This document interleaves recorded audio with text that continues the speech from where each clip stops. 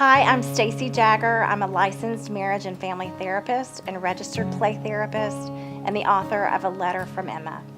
An acquaintance of mine reached out to me and asked me if I would be willing to work with an Amish family. What happened was 9 of their 12 children had been sexually abused by an Englishman that weaseled his way into the community and tricked many children.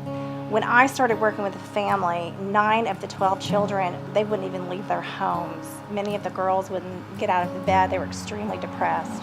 The man is now in prison, but the girls were court-appointed a male therapist. So the girls wouldn't even show up to their appointments, but they were in desperate need of help. The most difficult part, for the girls especially that had been abused, is that the Amish had this kind of thought process that God was going to send them to hell for what happened.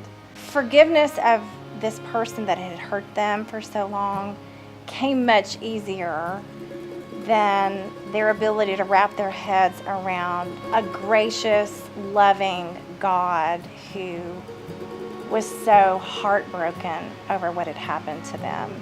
And I think my favorite part of the time that I spent with them was this opportunity that I had to help them see how grieved that the God of my understanding felt over what they had suffered. The thing about play is it's a universal language with children and families. One of the first activities that we played together were dominoes. And what I noticed was the family, they were so full of shame that they couldn't even look at each other in the eyes. And I was making up interventions on the fly based on what they needed. And one of the interventions that I did with them was a game that I called Don't Blink.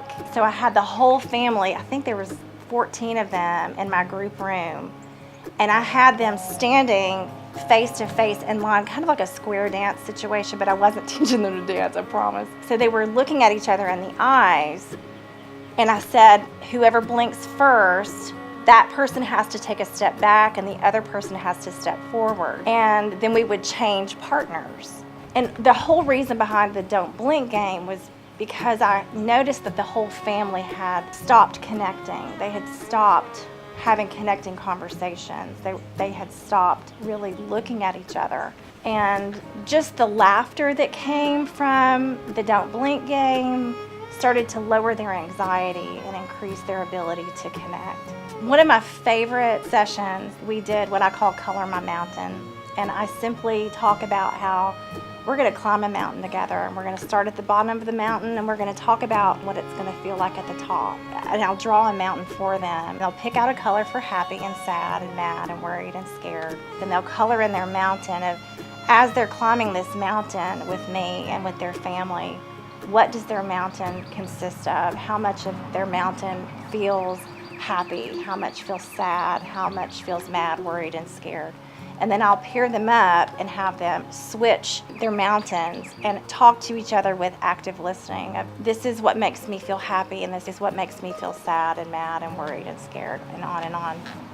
And what I found with the Amish community is from the time they wake up until the time their head hits the pillow, they're working. So to have an opportunity to play dominoes, the Don't Blink game, Color My Mountain, was an incredibly healing experience for them. It taught them how to have more connecting conversations through play. So this book came about because this family asked me if I would create a resource for the community to have a book they could read their children that was not threatening to them, but that could help to warn them of what could potentially happen and how to prepare for a predator and how they can better stay safe. So I wrote the book through the voice of an Amish little girl, and she is helping us to be smarter and wiser and helping us to find a road towards healing and wholeness. The book is really a launching pad for families to have connecting conversations and difficult conversations about what can happen in the world. As a therapist, it's really important, I think, to have an open heart and an open mind to what this community needs and believes, and you meet them where they are without any agenda of your own. And through that, connection happens, and really the connection is everything.